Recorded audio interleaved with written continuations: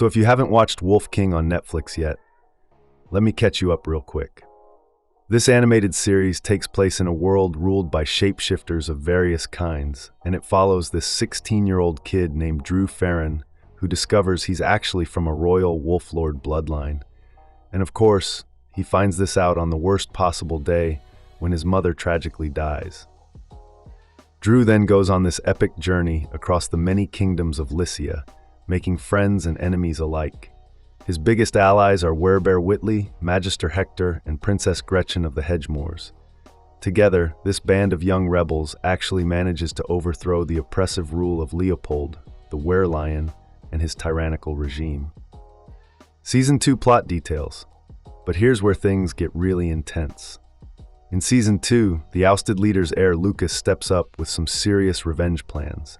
This guy's plot to regain the throne gets backing from the other cat lords of Bast. And let me tell you, Lucas is absolutely ruthless. The season ends with our heroes in complete peril as the kingdom of Highcliffe is lost once more. This time with the patricidal Lucas on the throne. And yeah, you heard that right. This dude literally kills his own father to claim power. Why was Wolf King always going to end after 2 seasons? Now here's something that might surprise you. Wolf King was actually always planned to be just a 2-season series. Netflix didn't suddenly decide to cancel it. When they originally began development on this animated show, they ordered the project with only 2 seasons from the start. So the series was always headed toward cancellation after a 2-season run. Book adaptation details. The show is an adaptation of Curtis Jobling's Wereworld book series, and Jobling himself was intimately involved with the creation as the head writer and producer. While Season 1 follows more closely to the events of the first novel, Rise of the Wolf, Season 2 finds a close association with Rage of Lions, the second book. But here's what makes it interesting. The storyline also draws influence and inspiration from the rest of the literary series, introducing elements from across the following installments. Jobling explained that the novels have this very linear structure, with the first one told entirely from Drew's perspective. But as you move into the second book and beyond, the protagonists and antagonists get pulled apart, and the novels begin to expand in shape, following different storylines while Drew's tale remains at the heart of everything.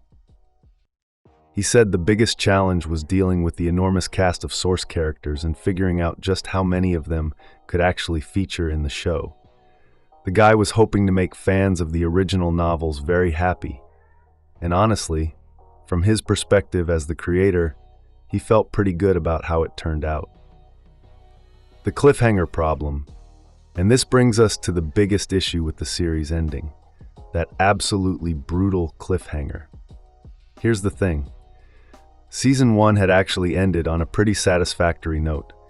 Many of the major plot points relating to Drew's hero's journey were addressed or entirely resolved. The last Wolflord was promised to take on the throne of his kingdom and lead his people away from the tyrannical rule of the cat lords of Bast. But Season 2 completely unravels this by showing us the less than ideal aftermath of Leopold's loss in the Battle of Highcliffe. Since the narrative introduces more elements and plot points as it goes on, it runs short on time to resolve every new introduction. What Season 2 delivers versus what it leaves hanging.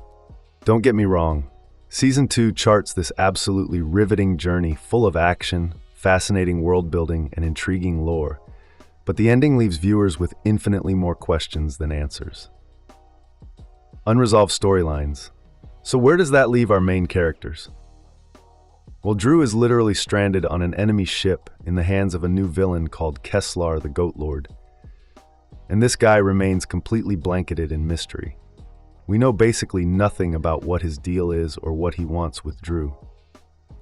Meanwhile, Gretchen and Whitley have just lost the battle they tried to wage on Cape Gala, leaving their future and that of other Werelords and Romari allies completely up in the air. From the fate of the protagonists and their interpersonal relationships to the geopolitical developments that are bound to take place in Lycia with this major change in power, the Season 2 finale leaves so many threads untangled. Hector's dark turn, but maybe the most frustrating unresolved arc, is Hector's story. His narrative gets cut short right as it begins to take a seriously dark turn.